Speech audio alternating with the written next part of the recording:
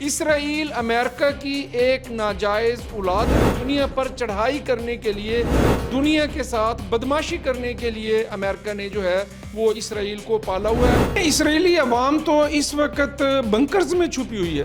اسرائیل میں خوف ہے، موت ہے۔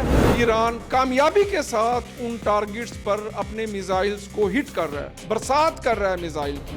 اگر امریکہ اس جنگ میں کودا تو 50,000 تابوت تیار رکھے، کیونکہ اس خطے میں جتنے بھی امریکہ کے جو اڈے ہیں وہ ایران نے دعویٰ کیا ہے کہ وہ ہمارے نشانے پہ ہیں۔ فیلڈ مارشل سید عاصم منیر کا دورہ امریکہ ظہرانے پر ان کی ٹرمپ سے ملاقات، اور ملاقات بھی کیبنٹ روم میں جہاں پر صحافیوں کو بھی داخلے کی اجازت نہیں تھی۔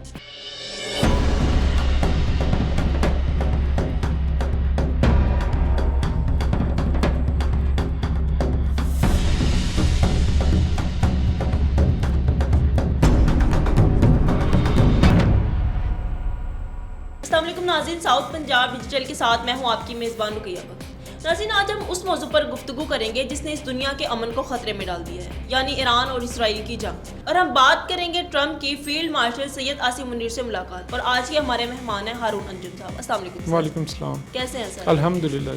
سر، ایران نے جو میزائل حملے جوابی کارروائی کی ہے اسرائیل کی طرف، کتنا متاثر کیا ہے اس نے اسرائیل کو؟ دیکھیں، ابھی تازہ ترین اطلاعات یہ ہیں کہ ایران نے اسرائیل کے جو command and intelligence headquarter ہے، آج اس کو نشانہ بنایا ہے، اور یہ اس وقت کا اسرائیل پر سب سے بڑا حملہ ہے جو آج دن کی روشنی میں کیا گیا ہے۔ اسرائیل، امریکہ ایران کو انڈر ایسٹیمیٹ کر رہے تھے، وہ یہ توقع ہی نہیں کر رہے تھے کہ ایران کا جوابی رد عمل جو ہے وہ اس قدر شدید ہوگا۔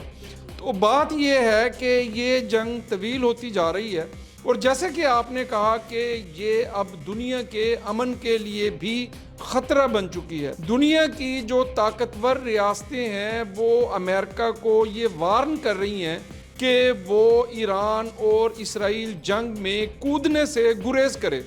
دیکھیں، ابھی کل ٹرمپ نے ایک ٹویٹ کیا تھا کہ انکنڈیشنل سرنڈر، اس پر ری ٹویٹ کیا ہے رشین پریزیڈنٹ نے کہ امریکہ پوری دنیا کے امن کے لیے سب سے بڑا خطرہ ہے۔ آپ دیکھیں کہ اس سے پہلے چائنا کے پریزیڈنٹ نے ایک بیان جاری کیا کہ اب دنیا امریکہ کے بغیر بھی آگے بڑھ سکتی ہے، کیونکہ امریکہ دنیا کا احترام نہیں کر رہا۔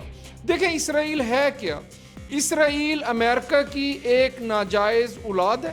اسرائیل جو ہے، امریکہ نے ایک غنڈہ پالا ہوا ہے جو دنیا کو انفلوئنس کرنے کے لیے، دنیا پر چڑھائی کرنے کے لیے، دنیا کے ساتھ بدماشی کرنے کے لیے امریکہ نے جو ہے وہ اسرائیل کو پالا ہوا ہے۔ اور یہ جو ایران پر حملہ ہے، اس حملے میں بھی اسرائیل کو امریکہ کی مکمل پشت پناہی حاصل ہے۔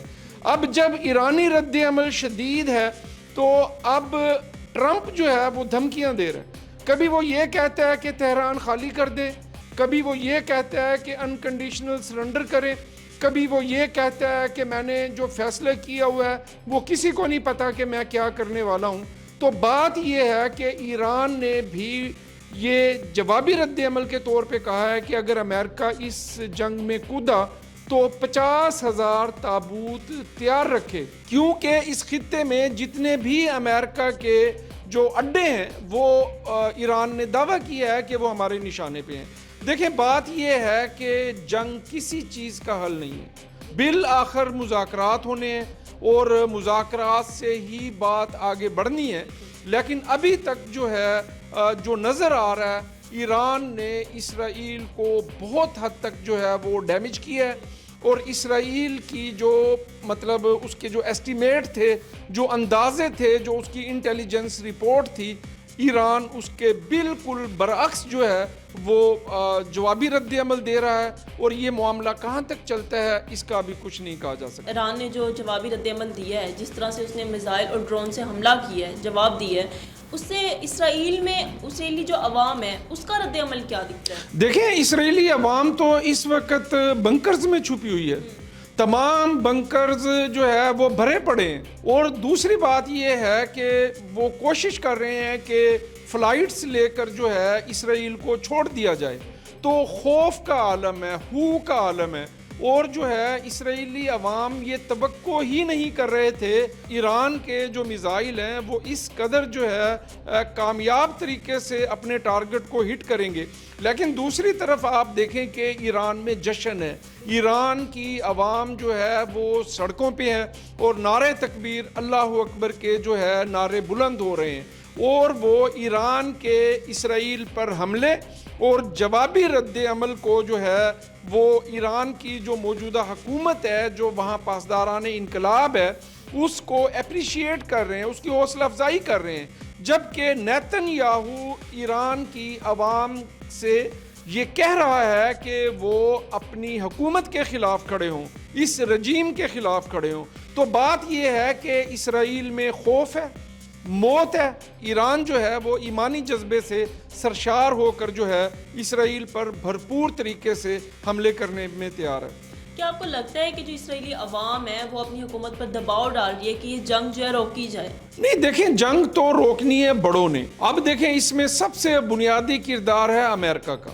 اب امریکہ اس جنگ میں کودتا ہے یا اس جنگ کو روکتا ہے, یہ فیصلہ ٹرمپ نے کرنا ہے. میرے خیال کے مطابق اس وقت تک نیتن یاہو اور ٹرمپ دونوں کنفیوز ہیں کہ یار ہم نے ایران پر حملہ کر کے ایک بہت بڑی غلطی کی ہے. کیونکہ اس وقت آپ دیکھیں چائنا, رشیا, پاکستان, سعودی عرب, قطر, دنیا کے جو بڑے اہم ترین ممالک ہیں وہ پوری قوت کے ساتھ جو ہے ایران کے ساتھ کھڑے ہیں.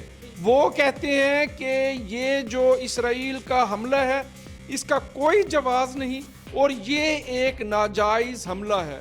چائنا نے کہا ہے کہ امریکہ دنیا کا احترام کرنا بھول چکا ہے. تو بات یہ ہے کہ اس وقت سفارتی محاذ پر 21 اسلامی ممالک نے جو ہے ایران کو مکمل طور پر سپورٹ کیا ہے, اس کے ساتھ کھڑے ہونے کا اعلان کیا ہے. تو اگر یہ جنگ جاری رہتی ہے, اسرائیل ایران پر مزید حملے کرتا ہے, تو پھر امریکہ کے لیے اور اسرائیل کے لیے آنے والے دنوں میں بہت زیادہ مشکلات ہوں گی. کیونکہ جو ایران کی جو رجیم ہے, جو حکومت ہے, اس کو اپنی عوام کی مکمل سپورٹ حاصل ہے, اس کو پوری دنیا کے اسلامی ممالک کی مکمل سپورٹ حاصل ہے, اور ان کے جو میزائل ہیں, ان کے جو ٹارگٹس ہیں اسرائیل میں, ایران کامیابی کے ساتھ ان ٹارگٹس پر اپنے میزائلز کو ہٹ کر رہا ہے, برسات کر رہا ہے میزائل کی.